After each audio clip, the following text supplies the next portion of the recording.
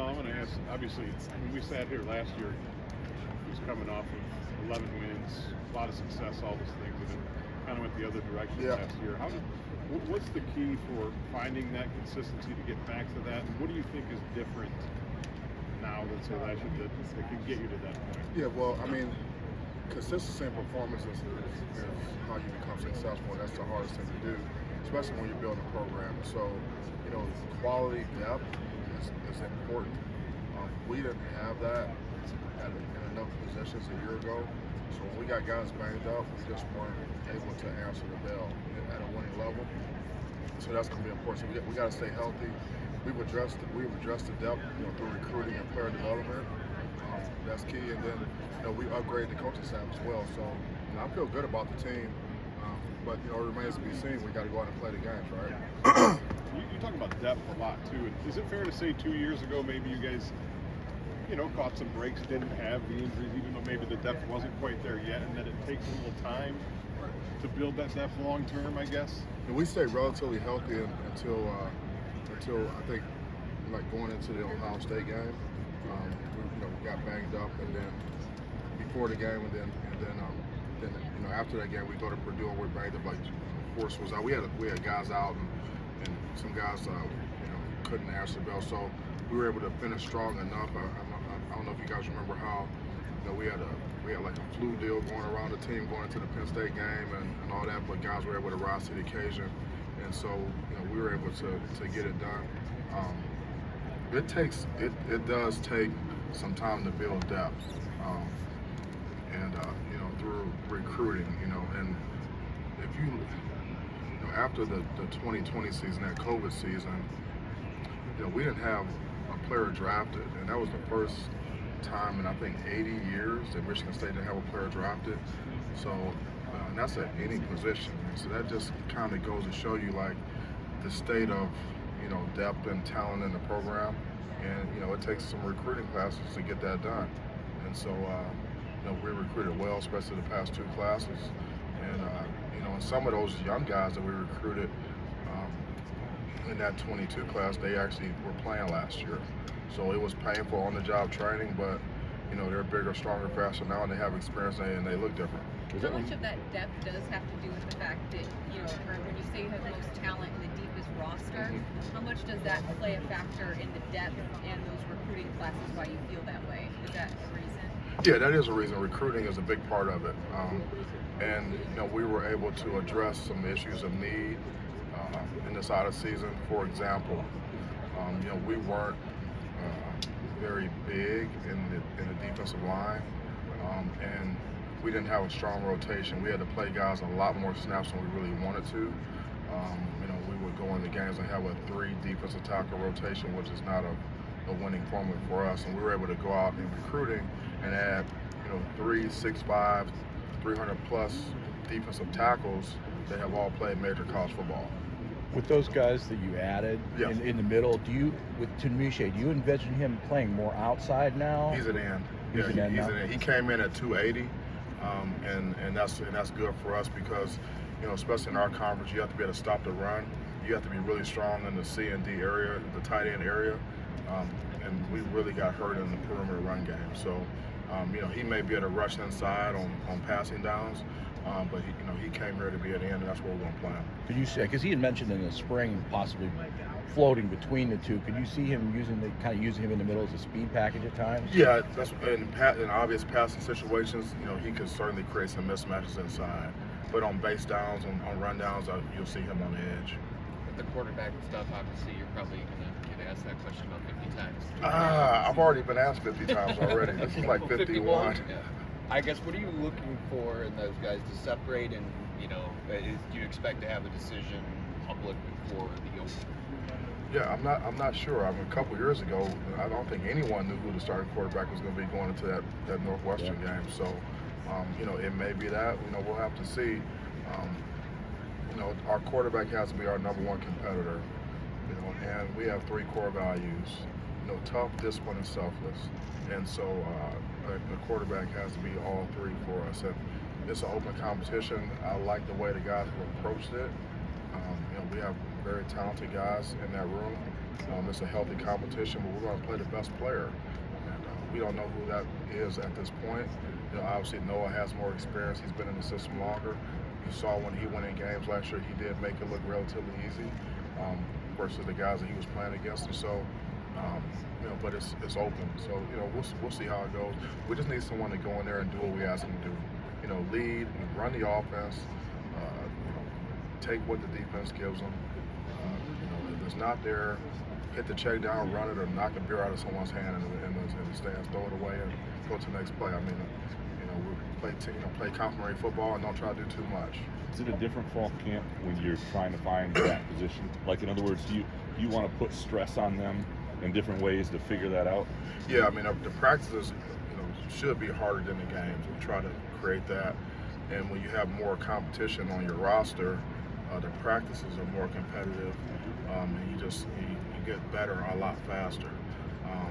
But I remember going into the 2015 season at Bama. I mean, we were repping 3 quarterbacks there, and I don't think anybody knew who the quarterback was going to be. And then, Jay Coker emerges, and we win a national championship. So, same thing at Ohio State. I mean, who knew who Craig Kunzel was before the 2002 season? And so, players, they emerge, and you have a good team around them. That gives you the best chance. We're just not going to ask our quarterback to do too much. Is it safe to say it's a 2-guy race at the moment? No, it's a 3-guy race. What does Sam have to do to play himself into that as a true freshman without having the spring? Yeah, he didn't have the spring, so he's got to come in. He's got to learn what to do. He's got to learn the offense. He's got to gain the trust of his teammates. He's got to be able to execute on a consistent basis better than the other 2 guys. But I mean, Sam was a very, very confident guy. He's got a lot. He's got some high goals, and he was clear in recruiting that he wanted to come in and play as a freshman, and that's his goal. And so it's an open. We told him that the competition was going to be open for all of those guys, and so we'll see how it goes. We have 25 practices before the first game. How would you best describe your receivers that you have? Yep. Especially with the addition of Brown from Nebraska? Yeah, well, it's a talented group with a mixture of veteran players and young guys. If you look at like Trey Mosley, he's a veteran guy that sometimes people overlook. But if you think back to the games, every time you throw it his way, he catches it, and he's a little bit faster than what people think. Alante he's shown that he can be productive at this level. And then you look at guys like Tyrell Henry, Antonio Gates, Jaron Glover, guys that are, they all came in together, very, very talented guys, had really good spring. And then, I think you can tend to forget about Montorie Foster. He's been banged up, especially last year, but when he went in games, he was productive and he can make plays. He looked good this spring. He's looked the best he's looked since he's been there, and he's healthy. So, Fitzpatrick had a good spring. So we have some talented guys, and we have quite a few tight ends. We added like 3 tight ends to our roster. All those guys are receiving threats as well, and the tight end is a big part of our offense. We don't have a scheme where a tight end is not on the field. So we look at Malik Carr. We saw what he could do a year ago, and Tynell Hopper coming in from Boise, Jalen Franklin coming in from Wisconsin, Mola Filet coming in from Norfolk. He gets 6'7", 245. I mean, those are talented guys that had good springs that can help us in the passing game as well. So, and we're not going to leave it up to one guy. We're going to have to play complementary football, and everybody's just going to have to do their job.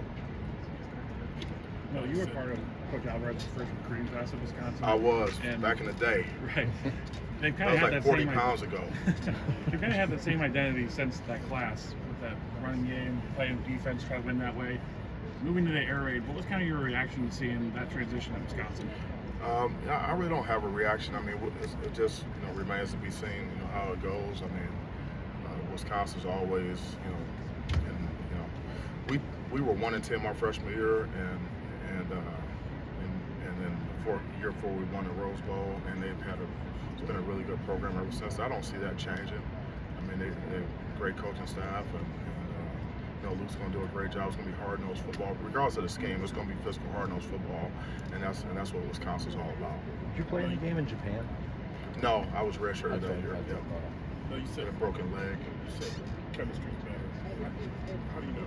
Just the tangible ways. Well, when I meet with the players individually, like over summer, these individual 15-minute meetings, I ask them about that, and they all tell me that it's better. We've made a conscious effort to schedule events for the players so that they could connect more. And then they've also done things on their own, which is even more important. And so, you can, this is year 27 for me coaching. And so you can tell when players like being around each other.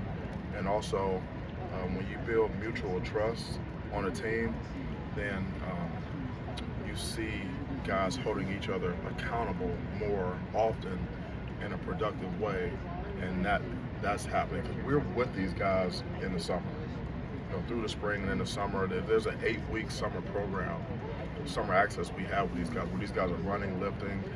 We can meet with them, coaches are meeting with them, and we can do certain drills with those guys. And so it's not like we don't see them. We've been with these guys, since the season ended for the most part. Is it more important to do that? There you are. All right. Well, how was lunch? Is it fast? Not fast enough. Sleep fast, eat fast. Yep. In this day and age of roster movement, more from transfer portal and more players on the roster coming and going, is it even more important to do what you just elaborated on, which is meet with your players and do those things? It is. I mean, connection and building trust and getting to know guys, off the field is important. They have to get to know each other. In order to coach the guys, we need to coach them. They have to trust us, because we need to be able to push them beyond where they think that they can go. Every day to get them better. And if you don't have a connection, you don't have trust, it's hard to get that. It's hard to get that done. So we have to be very intentional about connecting. We use an outside firm called The Program. We've started with these guys in January, and every Wednesday in the summer they've come in. I think maybe for 7 weeks they came in and worked with the new guys, the guys who had just gotten there, just arrived on campus like in June, to get them up to speed on our culture, how we do things, working with leadership and things like that with some of the guys who have been here. And so that's been productive. That's the first time we've done that. So we put a lot of effort into team cohesiveness and team chemistry. When you go from outside expectations, do those matter internally? In other words, a year ago, everybody around, there's a swagger, and then when those aren't, does that matter internally, or is that all outside? Does that make it easier to coach a team when those are gone or are there? I think it may matter to some of the guys on the team, maybe some of the younger players who don't have as much experience and don't quite understand. But outside of that, other than those guys, I don't think it really matters, because anyone that knows me knows that I have a high expectation for the program. It was that way when I walked in the door. For winning games and recruiting. I came in talking about competing for championships, going out and recruiting nationally, and going out and getting the best players and beating, competing for the best players and signing the best players. And I don't think anybody thought that was going to happen, and it is happening. So there's no one that has a higher expectation than me, and that's communicated to our coaching staff and to our team. So what anyone says outside of the program is really irrelevant for me and for the staff. But obviously, it can affect some guys who really just don't have the experience to understand how to handle it. Can you point to 2021 for your guys? What's that? Can you point to the 2021 season along those lines? Because the expectations were about where they're at now, and you put off an 11-2 season. Yeah, you can, but what I like, what I prefer to do is really look at last year's team and really look at that team as a team that's going to lay the foundation for the program. Because I think, oftentimes you have to get kicked in the face before you can be great. And so, we have a chip on our shoulder. No one was happy with the way the season unfolded, especially there, the last couple of games. It was very disappointing. And so, we're just hungry. The coaching staff is. There's no sense of entitlement in our building. And I said it. I mean, I said it 2 years ago. We won 11-2, but I said we haven't really done anything. We didn't win a championship. We didn't win them all. It was a step in the right direction, but we hadn't arrived, and so we feel the same way now. Well, if last year was about laying the foundation, what is this year about? Yeah, it's about winning football games. That's our goal. That's why we're here. I mean, that's our goal. We don't have a theme for this season. We don't have any slogans or anything for this season. It's basically we got to play to the best of our potential. We got to get it out of our guys. The best, whatever we can do, whatever we're capable of doing, we have to get it out on the field. We got to coach it. We got to coach through it and get it out of them. And the players, they have to get to the point where they can fall back on their habits and not try to just rise to the occasion. Do you have an update on Darius? I know you're not talking about it. Do you expect him to be? He'll be ready when he's ready. Is he closer though to, doing, at least Darius had a being long-term. involved in? Yeah, he had a long-term rehab. Yeah. Right. So he had a significant injury, and he's been battling. You guys know him. He's a sharp kid. He's been very determined. He loves football, and he's been battling hard to get back. And it's going to take a while, but hopefully we'll get a chance to see him do more in fall camp, and then we'll assess him at that point. Do you or can you expect him back this year? No, I don't have an expectation yet. Like I said, we have to wait until camp starts to see where he is. Injuries, sometimes, they're just, day to day. Guys come back sometimes sooner than you expect. Sometimes it takes a little bit longer. But I know this, if anyone can make it back, it's him. Jalen Sammy is one of those big bodies. I'll be right with you. Jalen Sammy is one of those, I don't know if I'm pronouncing Sammy? Yeah, Jalen Sammy, He's one yeah. of those big bodies you talk about. He is a big body. What have you hearing or seen from him so far? A guy that you coached at Colorado? I did. He was a redshirt freshman. When he started for us my season at Colorado. He actually helped us win the Washington game. He was that's back when we had a 3-man shield punt team. So we had the big lineman and the shield in front of the punter, and the punt returner broke through, and he made an open field tackle at 6'5", 300-some pounds on a skill guy. I don't know how he got this guy on the ground, but it was like, oh my God, that guy! If he hadn't made that tackle, we'd lose that game. So that's why he's here. No, but he's a good player. He's a big body, and he's athletic. He's a great guy. We were happy. When he hit the portal, we were all. There was some running in the hallway. Guys were running, trying to get it done. When you opened the quarterback competition in the spring, did you prepare for the possibility that Cleveland would transfer? Yeah, we in the past, we would have 3 quarterbacks on scholarship typically, and then the rest, walk-on players. We decided that we needed to have 4. In recent years, have 4 scholarship guys, because what you see in college football is you see guys go through spring and they make decisions after spring if they want to stay or not. And so you anticipate possibly 1 guy leaving, you're not maybe knowing who, and still having 3 good players remaining, and that was our situation. So we were prepared. Now there's reports that the Michigan game this year will be a night game, prime time. Any early thoughts on that, especially in context of whatever? Is that concrete? It is. It is? It's what's been reported today. Yep, we'll be there. How would you describe the overall state of that rivalry? I guess what would you say to people who felt like maybe it needed to be reined in somehow after last season? What do you mean reined in? Like maybe it had crossed the line a little bit. Yeah. How do you rein it in? I don't know. Can you? Is there anything? I don't know how you do that. So There's not a day that's gone by that I haven't heard something about that game.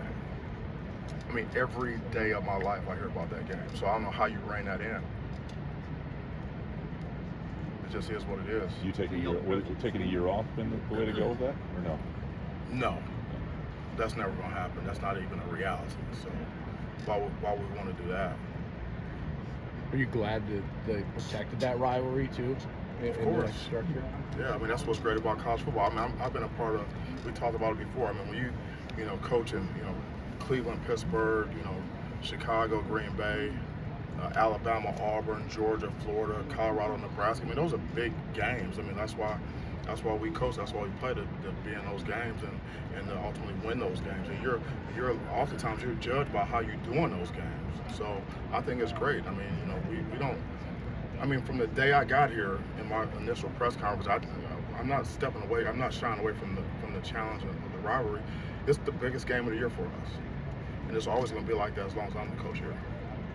Wanted to ask you too about the kicking and punting situations. Those are obviously two important positions. You saw last year with the kicker and then losing Behringer. I guess kind of assess where they're at right now. So you know, Eck and O'Shaughnessy will compete. You know, we got Jonathan Kim and Rusnick competing for the kicking duties, and then you know we got Hank back. You don't know it's a long snapper until you don't have one, right? And so Hank has battled back and he's healthy now, and then you know we're going to have competition for his backup, and he's a good player. I mean, we had a kid in here that came here to compete with Hank, and after spring ball he decided to hit the portal. You know, so you know we want to make sure that we have you know at least two really good options at each position, so those guys compete and we can put the best kids on the field. It's important.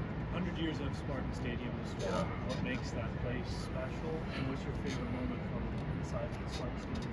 So my favorite moment was 2 years ago when I saw Ken Walker score 5 touchdowns against school down the road in front of me. That was a madhouse. We had Fox Big Noon was there, ESPN Game Day was there. Barstool was there. I mean, it was we're down 16 and a half. I mean, you know, there's people. And by the time the game was over, people were falling out of the rafters. I mean, that's the woodshed. That's what I remember, and that's what makes it great. I mean, we have great fans, and there's high expectations, and it can get hostile in there, and that's what we wanted. Excuse me. Terry Roberts, is he a guy you think will be able to help you right away? I would think so. We'll see. Why'd you want to get him? Yeah, he's got a really good skill set. He can run. He's fast, and we need to be able to match up. He's really good in. He's a good tackler. He's good. He's a tough kid. He's good in man coverage, and you know he's a veteran guy. And we have a lot of young guys in our secondary too. So you know, Marion Smith and bringing in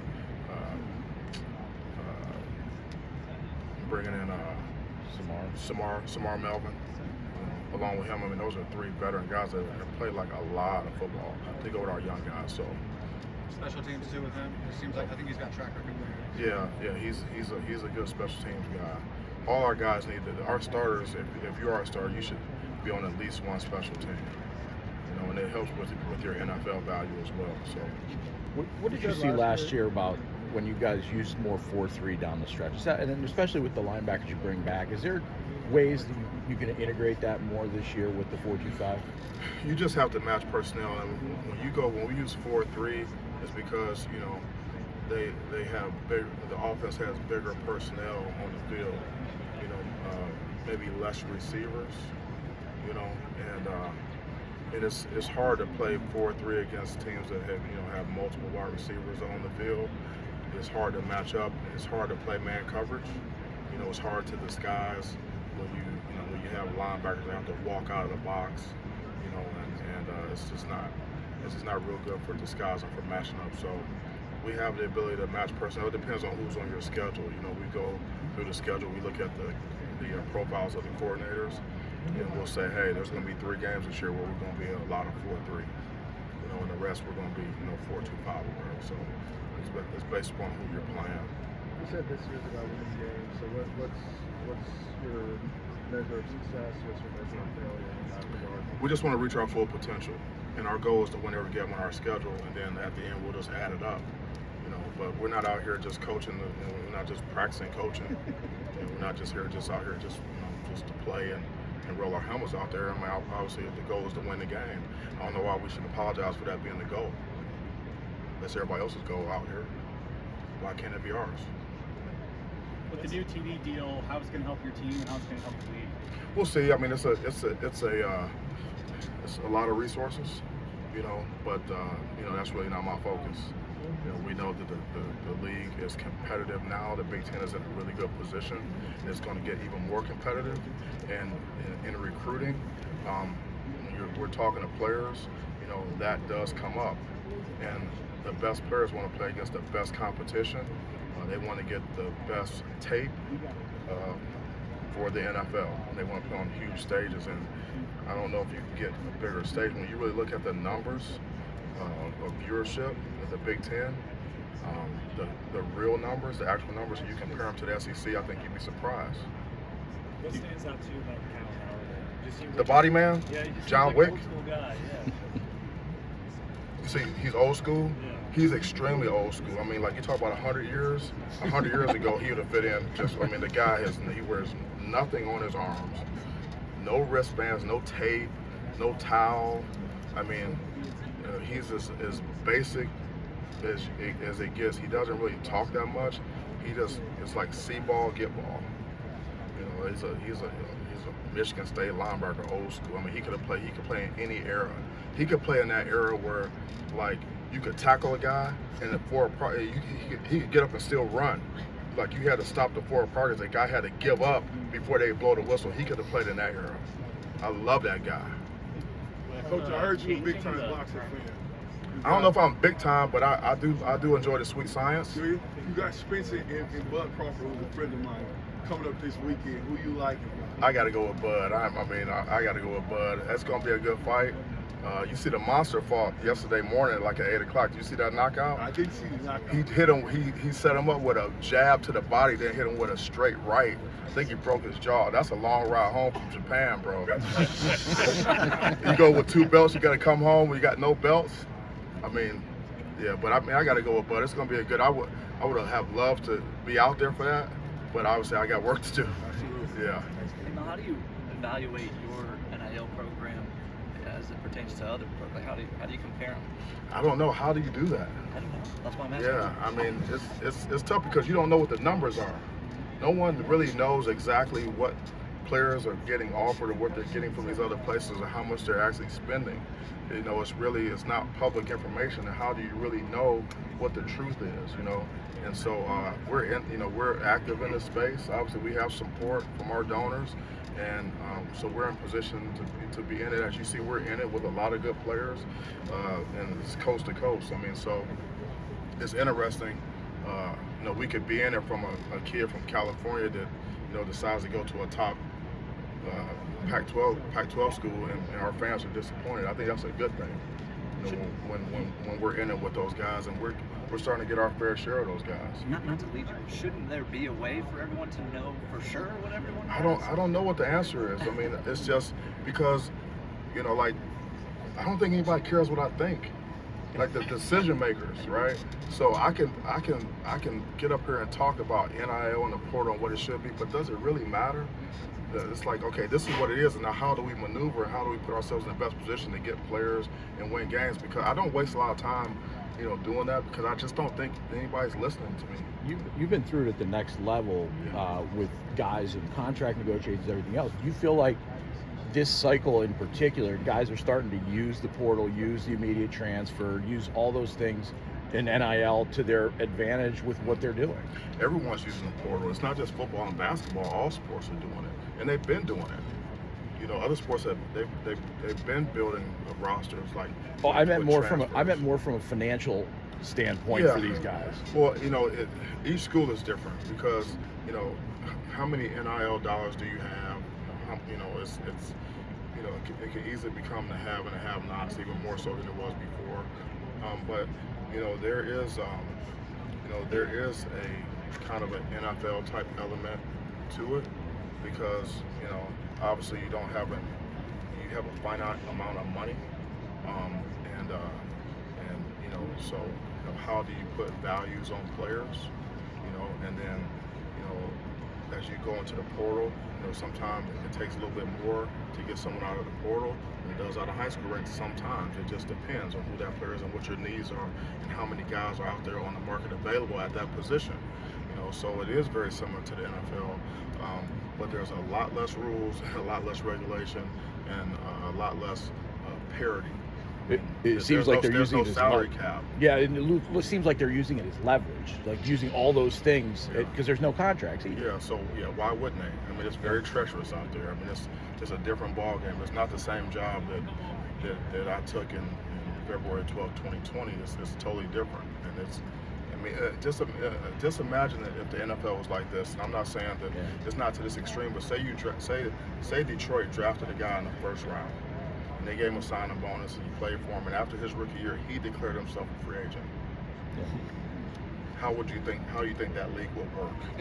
You know, so Well, there you go. a little along those lines, you say nothing really surprises you, but when Keon went to portal and how that all played out, was there at least a little surprise or disappointment, or how did you kind of process I wasn't that? surprised at all. I really wasn't. I wasn't surprised. Just because of the player he is, or just the environment that we're in? Just the environment. I mean, you know, that was probably like the first time that Michigan State and our fans have really experienced like the portal in that way. Like, wow, this what happened? What's going on? But that's been like, how do these other schools feel when we get players, and if we get good players out of the portal? We've gotten good players out of the portal. I mean, that's college football. That's college basketball. That's how it is. I mean, guys are coming and going, and they're doing what's best for them. All you can do is wish them the best. You know, that's all you can do, because I mean, it works both ways. You know, and so you know, I wish them the best. The guys are trying to make their way. They're trying to put themselves in what they think is the best position for them to be successful, to get to the next level, so they can take care of their families. That's all they talk about. You know, so you know, we'll just see how it goes. When the Northwestern news came out, when you're a head coach of a program, you have an immediate sort of, let me double check sort of the intricacies of or were you pretty comfortable with what was going on? Yeah, we have a hazing policy, like I talked about earlier, and it wasn't like we have to double check. I mean, we see our guys all the time, right? And we have a large staff, and we got the 10 accountable coaches, but you know, we have the GAs, the analysts, the quality control guys. You know, you got the Darian Harris of the world, the operations people, you got the equipment people, you know, you got the nutrition people, you got the trainers, you got the strength staff. I mean, we're surrounding these guys, so we know who we have on our team, what's going on with our players. The idea that you wouldn't is almost, excuse me? The idea that a head coach wouldn't know what's going on is almost beyond the pale to you, or no? Yeah, I mean, it's what I'm saying is with our team, yeah, you know, we have a close-knit team, and you know, so we have an anti-hazing policy, and it's laid out to the players. When we have our team meeting on Wednesday to start camp, we're going to hit it again, you know, and we're going to emphasize it. And so we're going to communicate it. I just think that makes too much sense.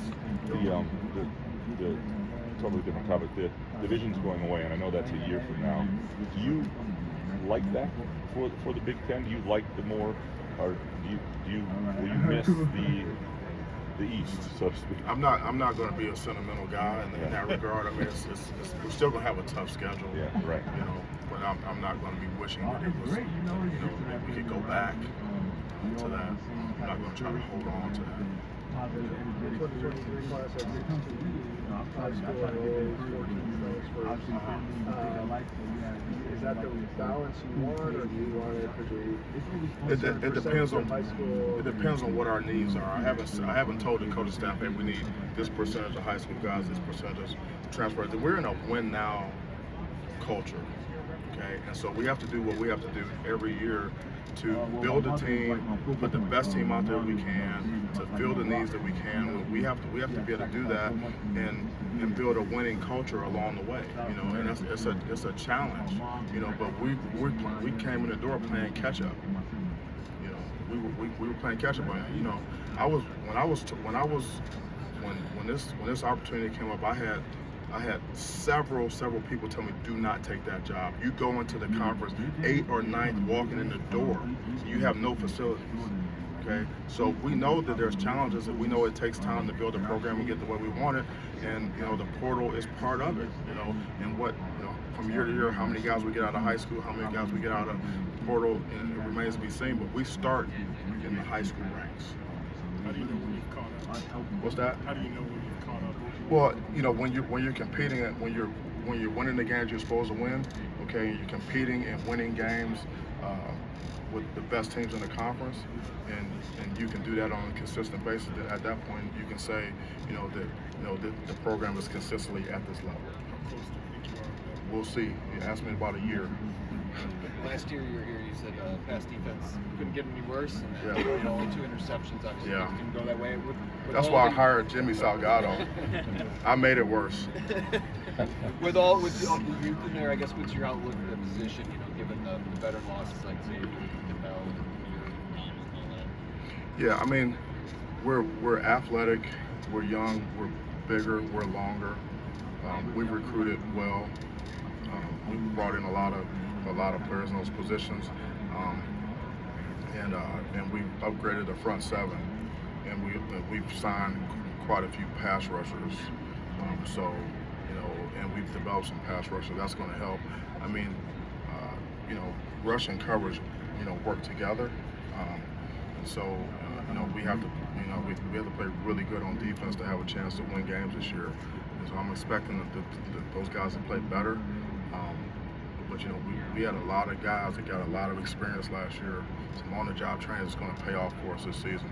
Is this going to be the most competition in the running back room that you've had in your time here? I would say so.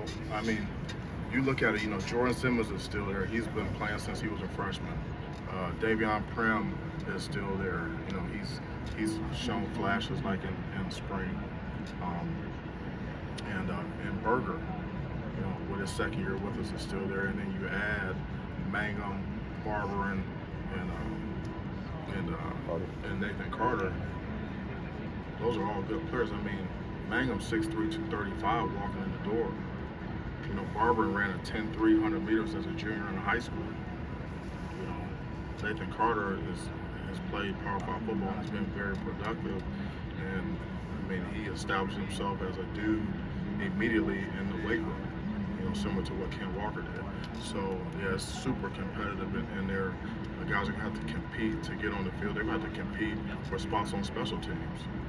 In trying to keep guys healthier. What's your name? My name is Wilson. Wilson. I don't okay. cover you, I'm sorry. Okay, yeah, all right. And you mentioned up there, you know, changing practice to try to keep guys healthier. Yeah. So, I mean, what's like the process of, you know, conceiving that and implementing that and coming up with new things like that? Yeah, so just, you know, NFL experience. I have a lot of coaches on our staff that coach in the NFL. Our strength coach was like 11 years in the league. My new D-line coach was 11 years in the league. I had 10 years in the league. You know, we had guys that played in the league and coached in the league. So, you know, in the NFL, you know, you only got 53 guys plus a practice squad guy. You can't afford to get guys hurt. You know, you just can't do it. I mean, you get a couple guys hurt, depending on what position, your season's over. There's no one else. You go into the street to get guys, and so, you know, sometimes in the NFL you'll practice, you know, more than half the season just with no pads. You only hit on game day. It takes a certain amount of maturity to practice that way. Guys got to know what they're doing, have to have experience. But you know, we're in that situation where we can't afford to lose guys. So, you know, we use, you know, some of our NFL experience to be able to taper and modify the practices so we can get the players better, so we can get the work in that we needed, but keep them healthy and keep them off the ground. Like the days of just banging, we're just, you know, I think they're, you know, I don't think we can ever go back to that, you know. And I thought we were doing a really good job taking care of our players, but obviously we had to make some changes. I think we had 28 starters on defense last year and like 43 different starters as a team. That was like 5th most in the country, and that's not going to get it done. So we had to make some changes. This is very different than the rest of the questions banks, but by the way, I'm with the Indiana student television station. But based on after that game against Indiana last year, in early anticipation of that game this year, are your thoughts about Indiana coming into this season? Yeah, you know, that game's a long ways away from me, and I'm not just saying that. I mean, it's not something that's I'm really thinking about right now, because like we start camp, you know, we record on Wednesday, and you know we're focusing on our 25 practices then our first game. And so, I mean, Tom's gonna have his team ready. They always play hard. It's always a physical game, and it's I mean, it's gonna be a battle. I mean, I know that much. So. Hey, Mel, from question about Ohio State. And you guys have faced a lot of good receivers in Europe the last couple of years. I was wondering, from your perspective, what makes Marvin Harrison Jr. kind of unique from a matchup perspective? Yeah, he's fast. He's got good size. He has excellent hands. I mean, even like if you go back to our game last year and you look at some of the plays that he made, you know, his guys were draped all over him, and he came down with the ball and he made it look easy, and he does that on a consistent basis. And there's not very many guys in the country who can do that all the time. You know, so I mean, he's got a really good route running ability. He plays with toughness. You know, I mean, everything that you're looking for in a receiver, you know, he has that. So, I mean, he might be the best receiver in the country. I haven't seen all of them, but I mean, there's not too many better than him. I can guarantee you that. Is his route running unique for somebody that with his size? I'd say maybe for that experience, you know, and I mean, he's got really good size, but I think from his, you know, his age and the precision, the way he runs his routes, and you know, Brian does a great job coaching those guys. And Brian played for us when I was at Ohio State, and those guys do a really good job coming back to the ball. I mean, they attack the ball coming back downhill, and it puts a lot of pressure on the defense, and it protects the quarterback. So, yeah, I think they're just really well coached, and if you see, you know, in their recruiting, I mean, it's 5-star after 5-star after 5-star every year, year in, year out. Those guys come in, they develop them, they put them out there. Those are NFL players. In the context of your long-term goals, do you see this year as a swing year, especially as far as regaining momentum? I don't see it as a swing year. I see it as this is the next year. This is a fresh year, and we're going to attack it. You know, I don't see it as anything other than that.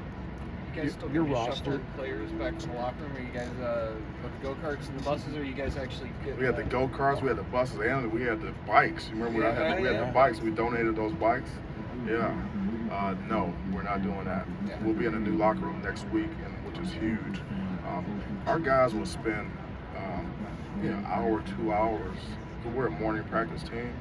They would stay in the locker room like well after practice was over. You know, just hanging out with each other. You know, and so that kind of went away and we had to do it. You know, but our stadium was our locker room. The players' locker room was in the stadium. They used the game day locker room, and you know we had buses running and then bikes and scooters and things like that, and guys really didn't hang out over there, and so it's gonna be a much better situation for us. And you know, my experience has been also is that, you know, like you don't want to go into your game day locker room every day, you know, because you know, you get 12 guaranteed opportunities. You only get so many home games, and so going into your home locker room should feel different, you know, than any other time in the season, any other time of the year, any other time during the week. And so when you're in there every day, I think it takes a little bit, you know, away from that special feeling you get. We're going to get that back this season.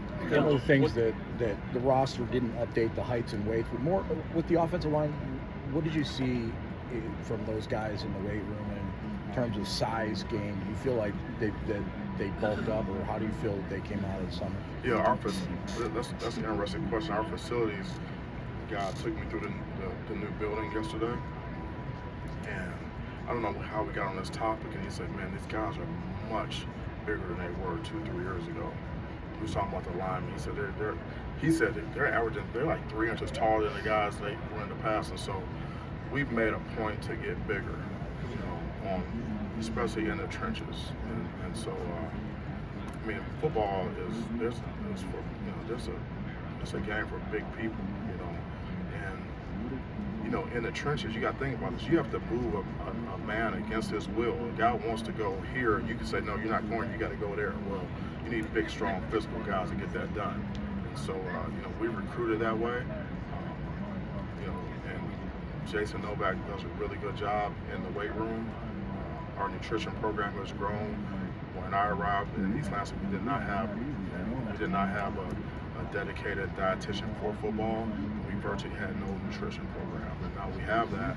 And so, you know, years and off seasons, out of seasons in the weight room with guys, and recruiting guys with bigger frames, with more size potential, is starting to pay off for us. And I think when you look out there in pregame this season, we play Central. You look on the field, you look at those lines. I think you'll see that these guys are just have more big bodies, and that's going to help us a lot.